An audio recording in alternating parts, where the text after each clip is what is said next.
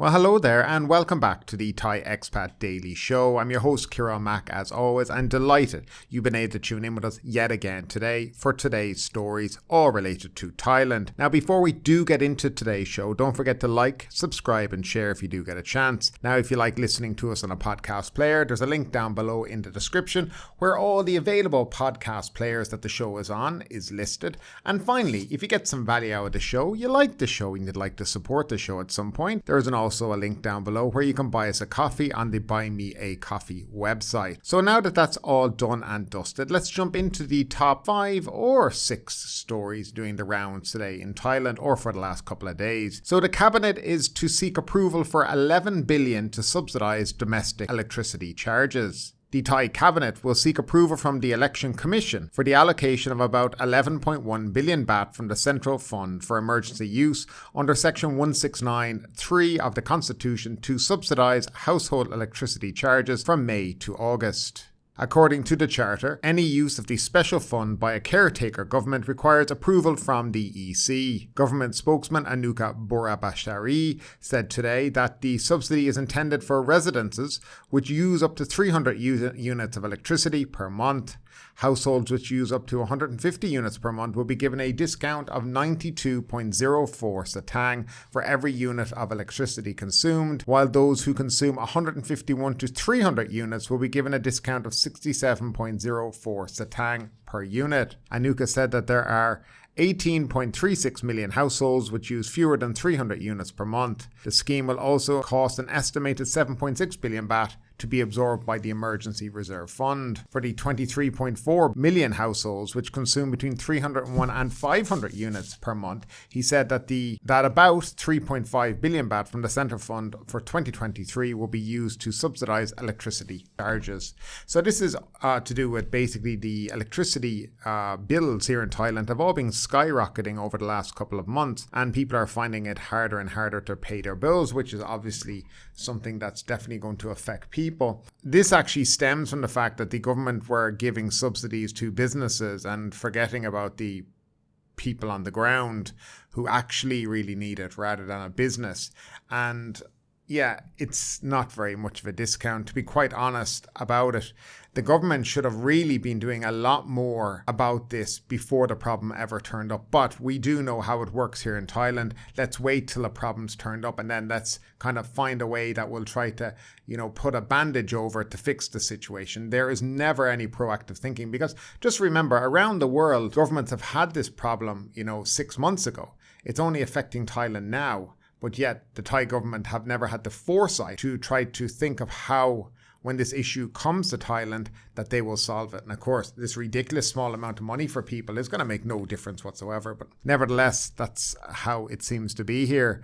Now we have another story, and it's to do with the cannabis at the moment. So there's an open letter calls for U-turn on legalization. A network of doctors, academics and civil groups have published yet another open letter to oppose the government's decision to legalise cannabis. In their 7th open letter, they called on the public to vote for parties which do not back the removal of cannabis from the list of narcotics and its promotion as a cash crop. According to the open letter, there have been an increase in accidents and reports of adverse reactions on mental and physical health since the consumption of cannabis was liberalised last year. The consumption and trade of cannabis was effectively legalised on June 9, 2022, when the Bumjai Thai Party succeeded in having the plant removed from the list of Type 5 narcotics. The move meant most parts of the plant can be used, except parts of the plant containing more than 0.2 THC by weight.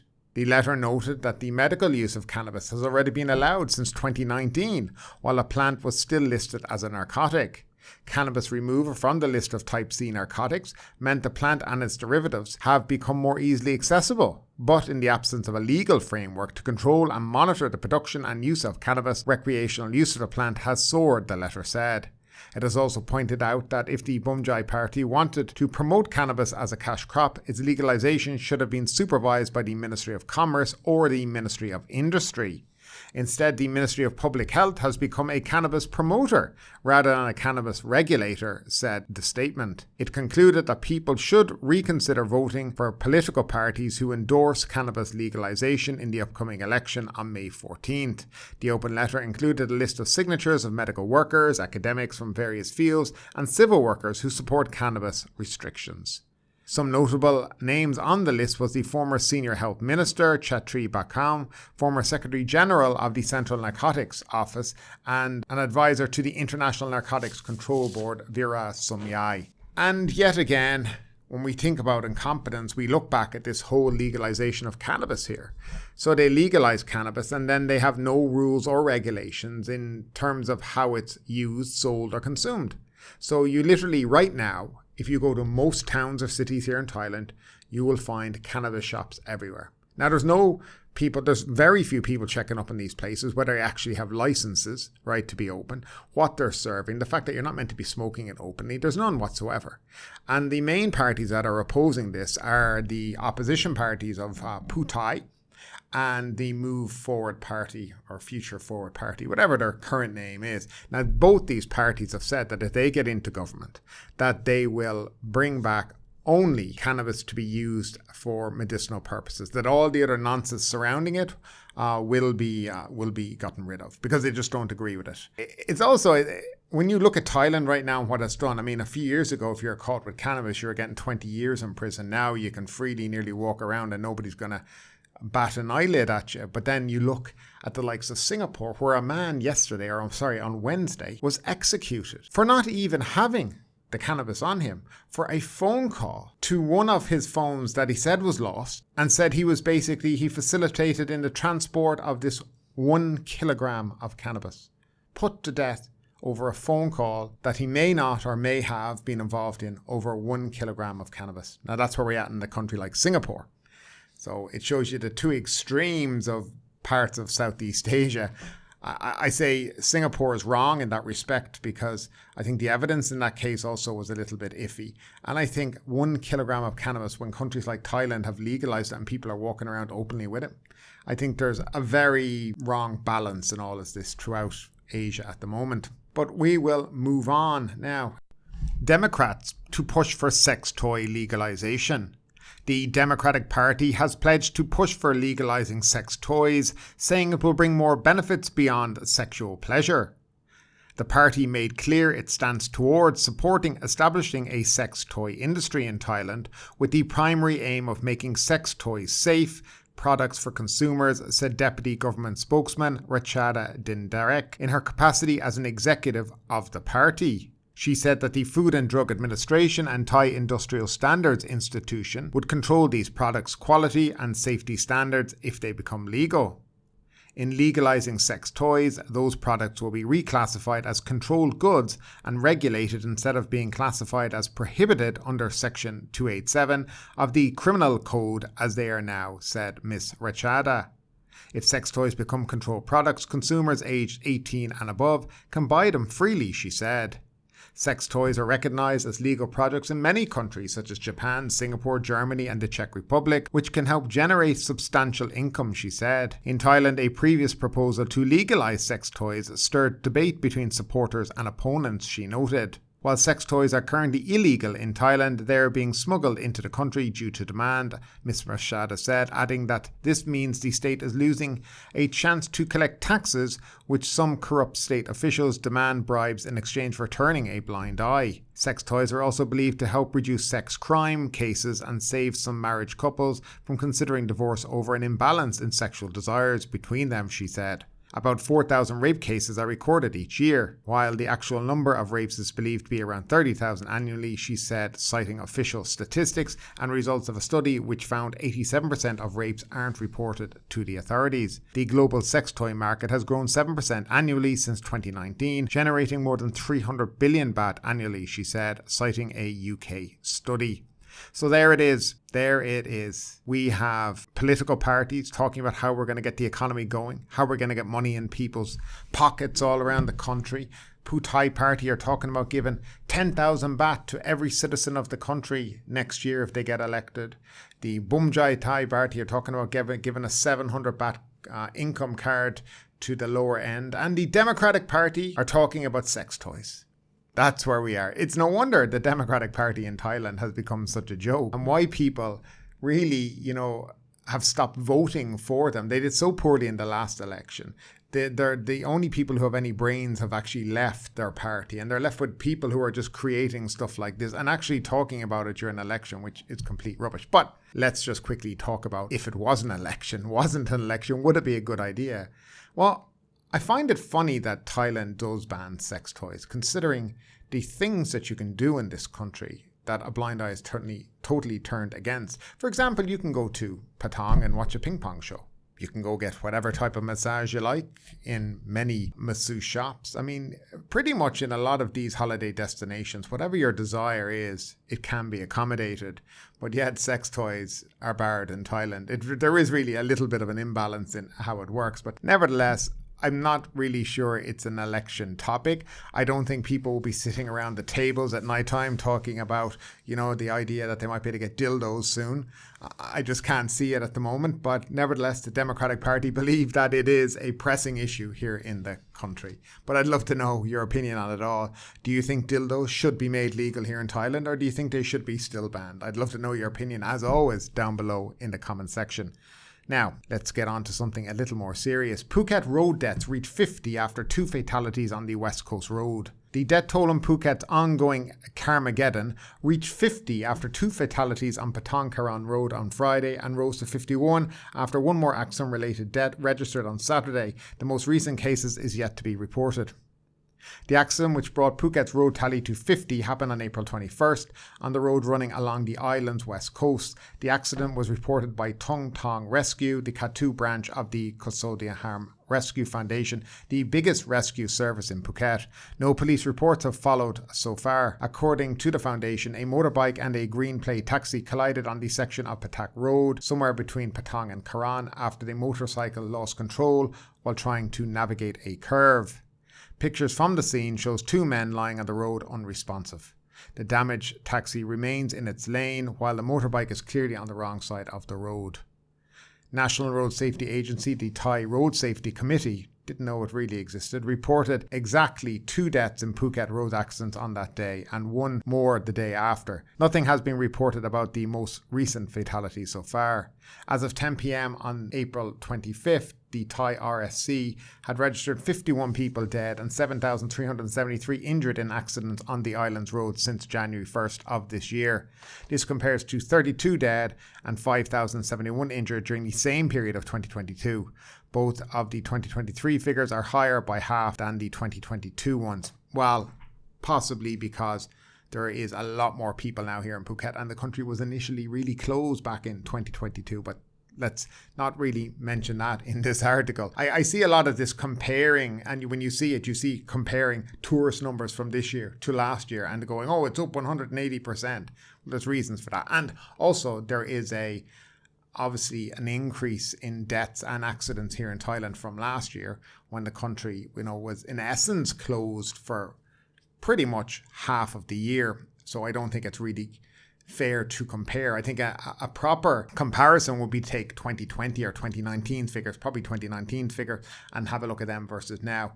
But for me, reading the papers every day, reading articles, and actually on the Thai RSC website, you can clearly see the amount of accidents that are going on here in Thailand on the roads, and it is very, very concerning, to be quite honest. Now, if we look, for example, on the Thai RSC website, that currently there's an English version, we can see that as of yesterday, we had 1,278 injuries on the road and 15 deaths. Now, the annual data, that's up until the 26th so far, right? We've had 261,561 injured people on the road. And to date, we've had 5,097 deaths on the road. And to me, that's just far too many. Now, I know I go on a lot about roads and driving and being careful, but this just highlights how dangerous the roads are at the moment. And by the way, a lot of the deaths that I see here in Phuket, a lot of the accidents are involving foreigners. But yet, for some reason, the police, the local government, the governor seems to want to do nothing to fix this problem. And there is a simple fix for this problem. And I think we all know what it is.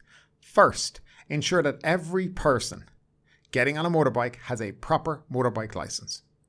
Not a car license, not an international license for a car, none of this. A proper motorbike license. Ensure that everyone has insurance before they get in the car, and ensure that the operator of these vehicles that are renting out these vehicles are registered, that all the vehicles are in good working condition, and there's a proper system in place. And this, I think, will reduce some of the carnage on the road, because I think if you start looking for actual motorbike licenses for people to get on the road, you'll quickly find a reduction in the amount of people by probably 90%, because most people don't. They just get on the bikes and they go because they think, oh, I was told you should definitely rent a motorbike when you get to Thailand. That's the answer.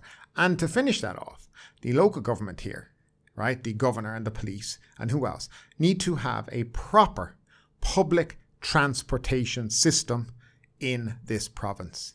Not some shitty bus that goes from the airport to one or two little stops along the way, okay, once every hour. Not some tuk-tuk sitting outside a Central Festival. Proper trams, proper trains, buses running throughout the whole island, and making this a true world-class destination, not a world-class destination by the governor's mouth only. And of course, the trickle on to that is that with people using public transportation, they won't need to hire these motorbikes, and they won't be on the roads, and the roads will be a lot less congested, and we should see a lot less accidents. Now, that's just my opinion. As always, guys, I harp on about it, but at the forefront of everything I talk about when I talk about driving here in Thailand, I want people to understand the danger when you do get on a bike here. And if one person listening to this show decides, you know what, I'm not going to rent a motorbike, I'm going to just get around by taxi or tuk-tuk or the odd songtao that's going around, and that person leaves without being injured, then we've probably done a decent job in this show. But we want to make people aware that driving in Thailand is very dangerous. And if you're not familiar with motorbikes, don't rent them. And finally, New Balance strolls out of Thailand as distributor's contract expires. Good news and bad news for fans of US sport shoe brand New Balance here in Thailand. The bad news is that the local distributor of the popular American sneaker shuttered its retail stores yesterday after its distribution contracts expired without renewal. The good news is that New Balance products will still be available while the distributor clears out its existing stocks of the prized sports fashion footwear. Look out for bargains online at Supersport, by the way, which is a great website if you're looking, and other channels. But you need to move fast. The distributor has confirmed it will not import any more new inventory. However, this may not be the last time we see New Balance models in Thai shops. Import and distribution of the distinctive recreational sports footwear may resume in the future if a new local distributor emerges, according to a New Balance staffer at the branch in central Rama shopping mall. Thailand's sports shoe market is expected to expand at 29.63% over the next 5 years, reaching annual revenue of 12.7 billion baht. That's about $370 million in 2028, according to Statista. New Balance differentiates itself from other popular brands in the Thai market by incorporating technical features such as gel inserts, heel counters, and a greater selection of shoe sizes, particularly for wide and narrow feet. So I would say that right now you're going to see all these shops getting rid of their stock. Well, I think you're probably going to see a new distributor coming onto the market, and I possibly see that's what New Balance are up to here. They're probably not happy with the people that are currently running it, probably decided to let the contract wind down, and we'll figure it out as we go along. Because with that kind of money, with $370 million in play, you can be guaranteed that New Balance will be in the mix in some way. And folks, that's it for today. Hope you enjoyed the few stories we had for you. We'll be back in the next couple of days. Thanks again for tuning in as always, and stay safe out there. But ultimately, with this story or anything else that stood out to you today, I'd love to know your thoughts in the comments down below. Because yes, this is a news show, but it's also a conversation. Now keep that conversation going. Make sure you like this video, subscribe to the channel, share the video, and do all the good stuff that does help that YouTube algorithm. But ultimately, my name is Kieran Mack. You've been listening to the Thai Expat Daily Show, and we will see you next time.